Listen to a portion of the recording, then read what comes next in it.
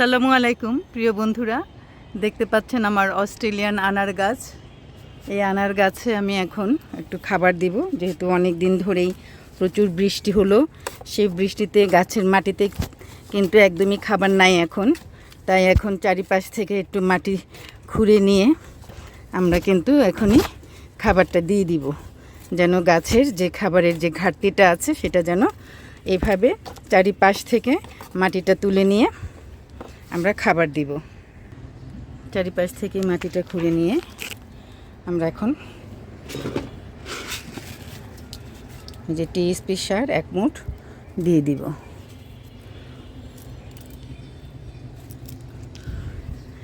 এই পাশে দেওয়ার পরে আবার বাকিটুকু আবার এদিকে খুঁড়ে তারপর দিব। আমার আজকে গাছের খাবার, এখানে অল্প একটু টিএসপি সার, এখানে একটু বোরন, এখানে পটাশ, এখানে জিঙ্ক, এখানে জিপসাম। এগুলো আমি এই 2টা আনার গাছে আজকে দিয়ে যাব।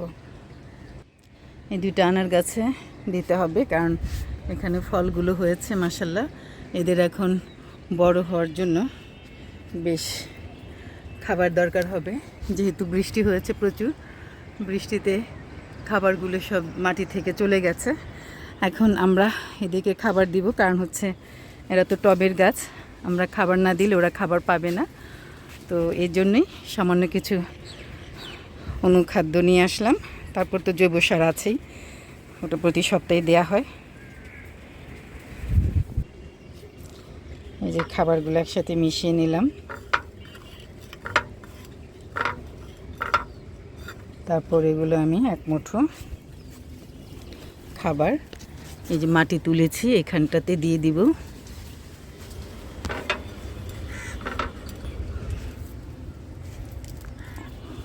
দিয়ে আমি এখন এই মাটি দিয়ে এগুলোকে ঢেকে দিব। প্রতি মাসেই একবার করে এভাবে 1 মুঠো অল্প অল্প খাবার 2 গাছে দিলে, এই গাছ দুটোতে 1 মুঠো করে খাবার 2 গাছে দিলেই হয়ে যায় প্রতি মাসের জন্য। যে বাকি খাবারটুকু আমি এখন এই গাছেও দিয়ে দিচ্ছি।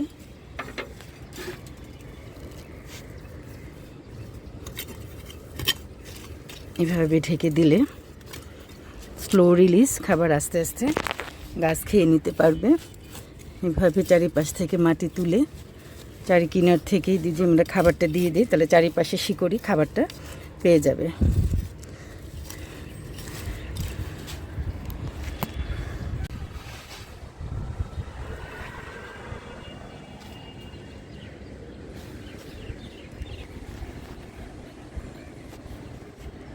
ওই ফুলটা আজকে সকালে ফুটেছে, আজকে সকালে না রাতে ফুটেছে।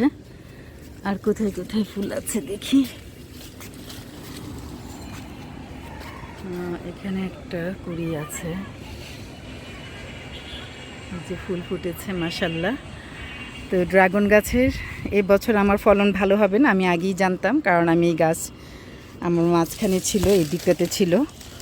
এখান থেকে যখন আমি একে শিফট করলাম, এই পাশে নিয়ে আসলাম, তখন প্রচুর ভালো ভালো ডাল কেটে ফেলতে হয়েছে।